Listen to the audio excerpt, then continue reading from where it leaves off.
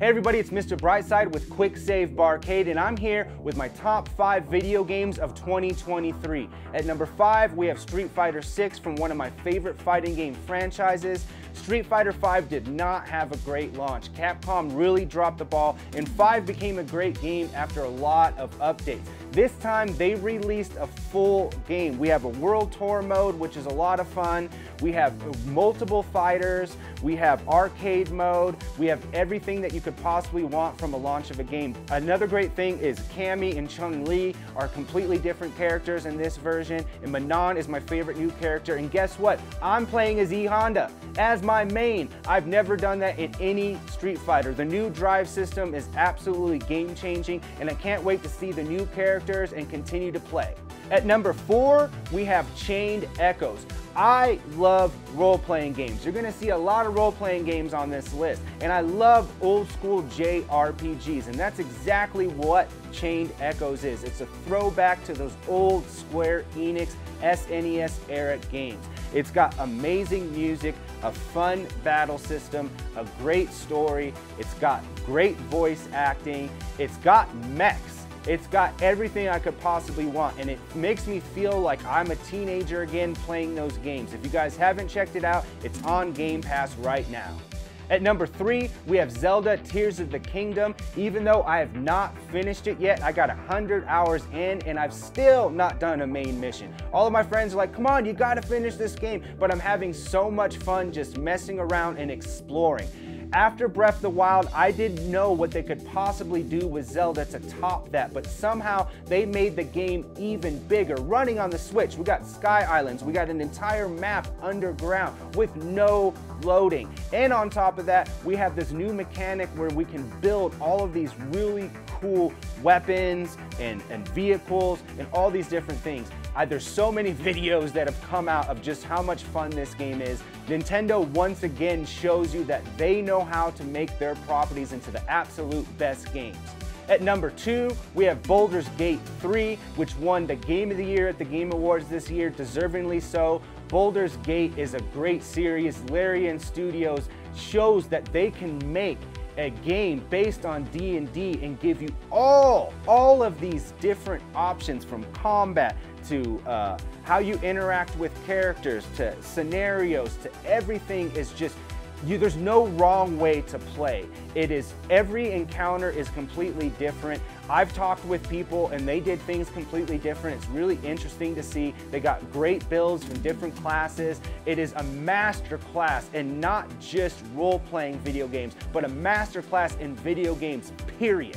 And my number 1 game of this year is Final Fantasy XVI. Final Fantasy is my favorite series of all time, and I didn't know what to expect from 16. I liked 15 and I thought it was okay, and they've been going more towards action for quite a few entries right now. I wish that they would have gone back more to the turn-based, but I was pleasantly surprised. When you bring the guy who made Devil May Cry into there, you're going to get great action. And it's not just the action and battle system that's great in here. We also have probably one of the strongest stories that Square's ever put in a Final Fantasy. It's basically Game of Thrones. We got cursing, we got blood, we got betrayals, we got everything. It kept me engrossed. But you know the absolute 2 best parts? One is it has the best music since Final Fantasy X, bar none, and it has the best boss battles of any game.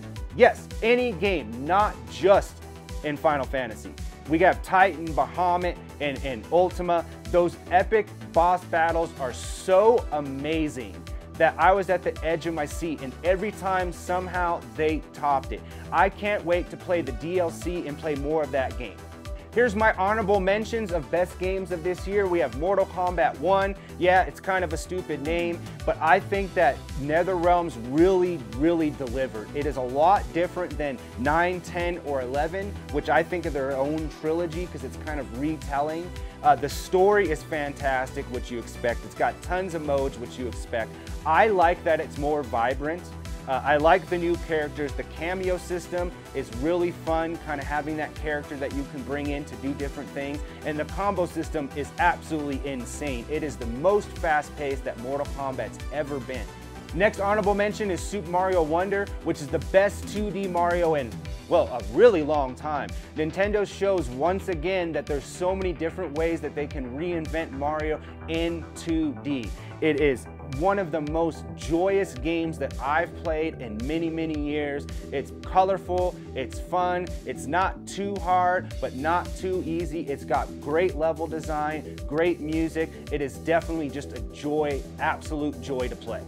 Next up, we have Star Wars Jedi Survivor. I loved the first one. I like Souls-like game. I've never been a big fan of the Souls games. I just don't have the patience. I know, I suck. What can I say? I think that this game built upon the original by making the game bigger, the story darker, some great boss battles. The fact that you start with the same skills that you had totally makes sense. It shows your character progressing over time instead of reverting you back from the beginning. I love the new skills. I liked the story and the fact that EA made this game, guys. This is an EA game. It's the best Star Wars game that they've made and probably one of the best Star Wars games made in the last 5-6 years. Next honorable mention, we have Vampire Survivors. I know that the game didn't come out this year, but it was the first year that I played it. When I heard about this game, and it's basically like a roguelike where you fight hordes of enemies, but you don't use any buttons except for your directions. It sounds really silly, but once you play it, you are hooked. I've put hundreds of hours into this game with all of the different classes, all of the different levels, playing just one more turn every night. It is a masterclass on how to create something simple and enjoyable and addicting. Another honorable mention is Prodeus. I love old school first-person shooters. I don't like the newer Call of Duties and games like that very much. I like Doom and Quake and all that stuff that I grew up with, and this is a throwback to that. This game could have come out in 1997. I would have known the difference. It's a small, short game. It's bursts of huge action non-stop. It's a lot of fun. It's on Game Pass. Check it out right now if you like old school first-person shooters.